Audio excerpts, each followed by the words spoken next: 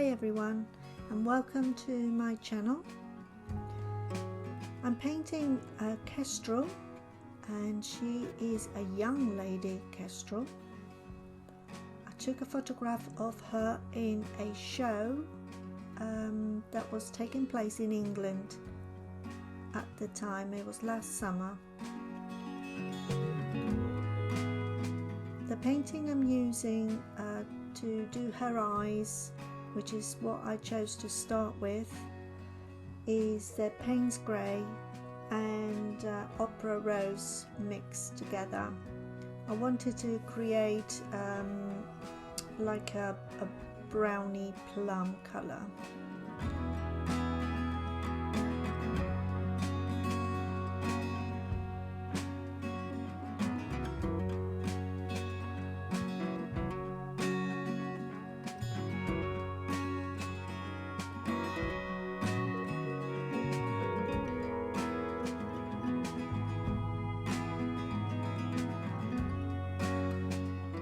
This one is a European Kestrel, and they're quite simple birds, but she caught my eye because the person that was holding her, which he is a specialist on birds, not too sure what they're called, was very proud of her, and he just wanted to show her off to everyone. And you could see how much affection he had for this bird. Kestrels are not very big birds, but they're big enough to create an impact, and they are gorgeous, and she is gorgeous. Anyway, I will continue telling you the colours that I that I use for the painting as I go along.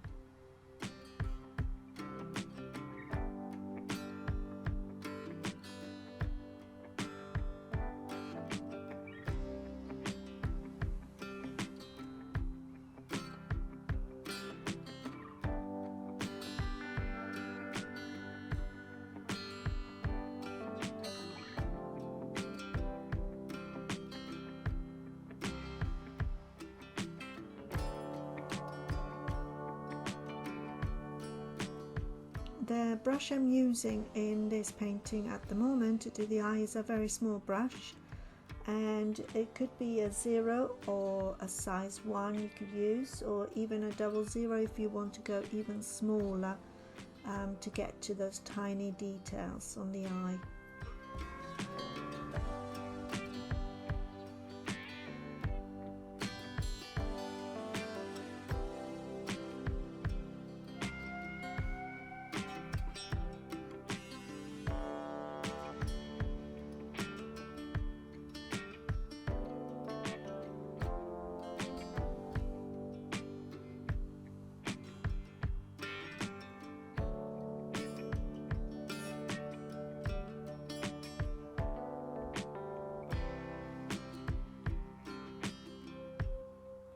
Trying to leave the white reflection. She has a little tiny white reflection on this eye, but also more like a bluey or lilac color reflection as well on one corner of this eye that I'm doing right now, which I will apply later on. Here I'm adding a little bit of ochre. I think it's yellow ochre or ochre, and lemon yellow, and this is Winsor lemon yellow.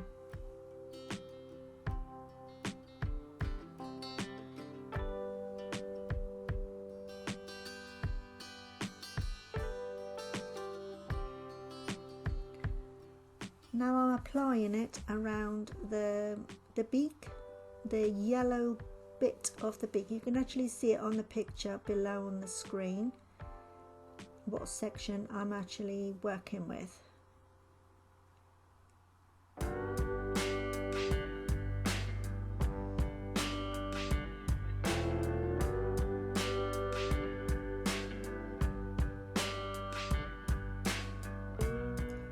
applying a little bit of Winsor red just to dab a little bit on those edges to give a bit of warmth around the edges of the beak.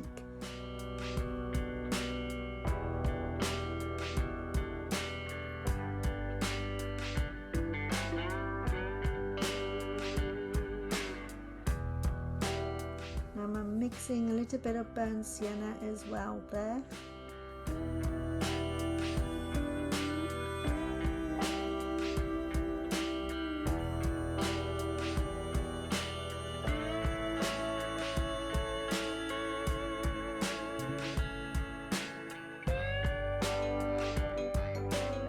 Here I'm using colour is like a browny red colour. Let me think a minute, what is it?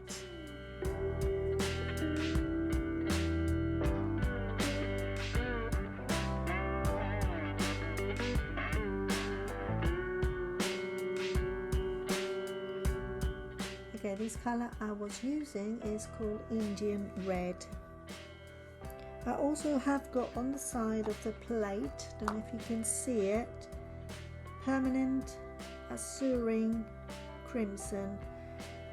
I thought I felt like I needed a little bit of warmth, a bit of red in sections, and I will be using that paint as well.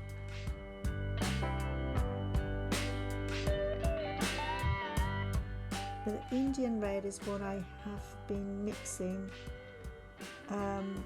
which I used it with a darker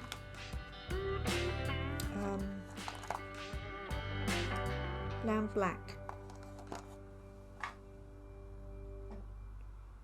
to create a warm dark red, almost like a warm brown, and I will be using that colour later on the feathers as well.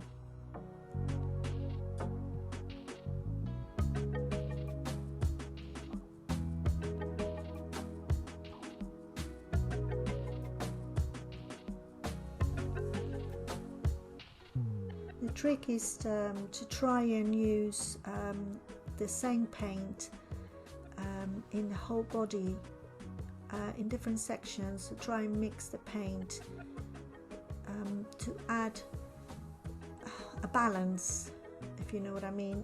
So what I was adding there with the Indian red, with the lamb's black, I'm also adding that on the feathers later on, further down in the body as well as in the eye, and in layers. So you gradually make it darker in sections and lighter in sections, but you're using that colour to give it, the whole painting, a balance. I also will be using that colour in the branch that I'll be doing around the bird, which you'll see later on in the next steps of the other videos that I will be releasing soon.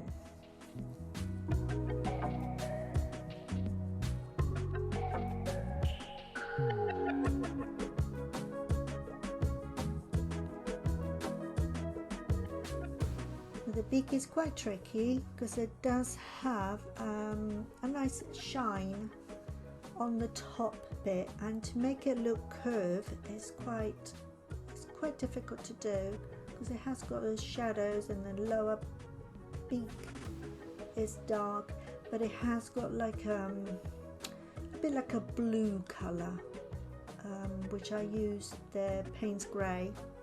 And if you've seen any of my videos before, I do use Payne's grey quite a lot because it has got a hint of blue in it, and you can mix it with a little of opera rose to give a little bit of warmth, or even though you can use it with Winsor violet, so a tiny bit of Winsor violet with a light touch of the Payne's grey. Saying that, the first layer that I used, it was a very diluted Payne's grey. Then you add a little bit of cobalt blue or ultramarine blue you can do, as well on the beak, on the darker bits of the beak.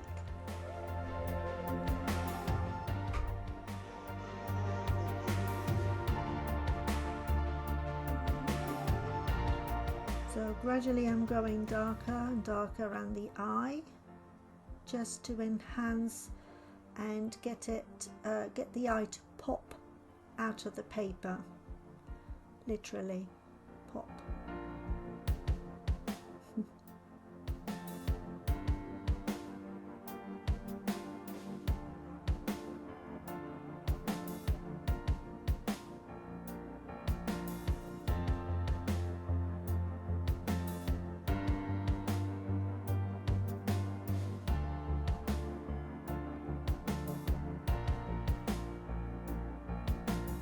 So my paint is not too diluted, it's quite consistent. There's I would say a watery but milky consistency.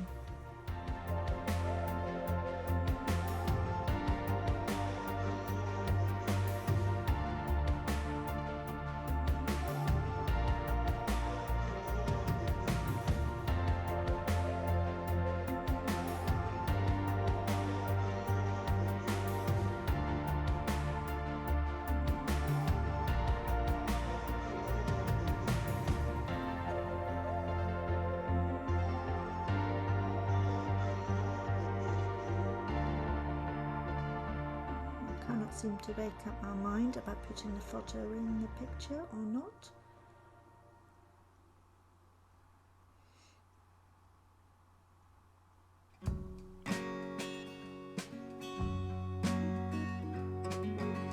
I did change the shape of the eye a little bit, because the first time I did it, it wasn't quite the same shape, so I gradually rectify that throughout the painting, and you'll see the difference as well.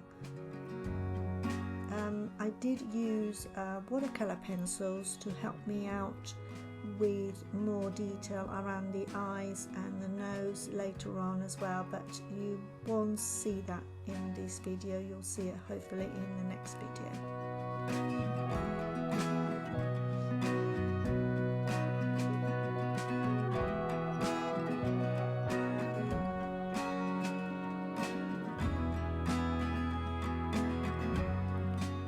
Looking very carefully at your reference picture or photo to make sure you are going in the right direction, and carefully apply the layers.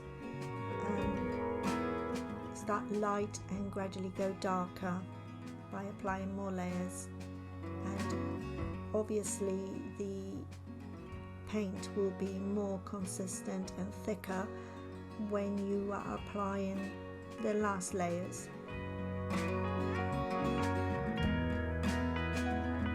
So to make the paint lighter, you apply more water. To make it darker, you apply more paint.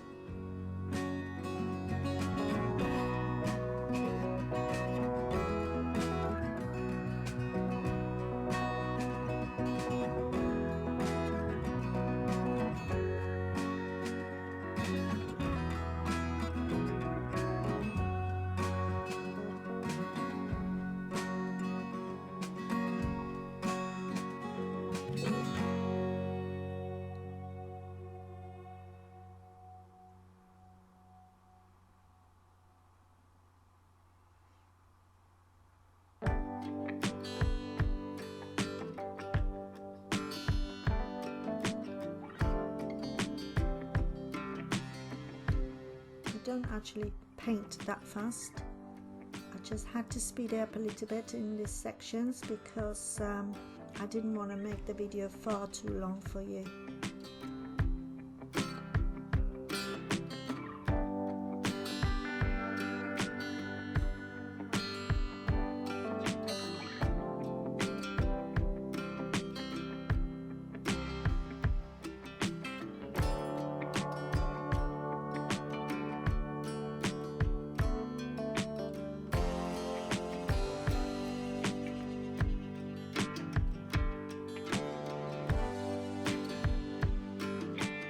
I'm roughly adding the paint around here where the feathers are darker, and it doesn't matter too much how I do it to start with, because I will go over again and I will apply a darker paint and go into more detail around the feathers, around the edge of the white feathers, to define the edges.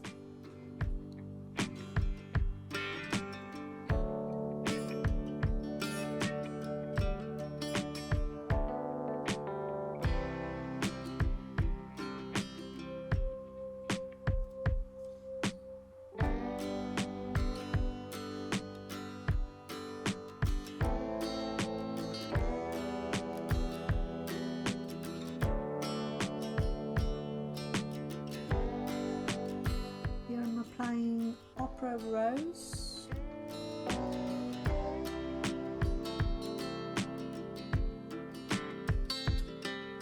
to give a little bit of warmth around the head area, on the top of the head, and just very lightly applying it in between the feathers.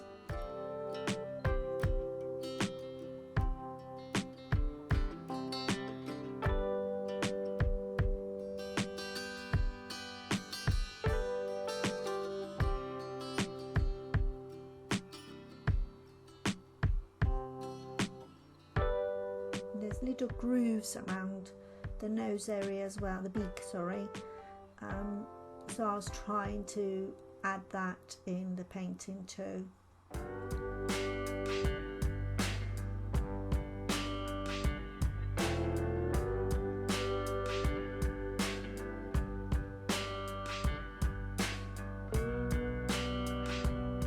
So this video is only part 1 of the steps on painting this beautiful kestrel. So please keep an eye out for new updates on the next steps, and hopefully you will be able to see it all and enjoy it. Thank you very much for watching, and hope to see you soon.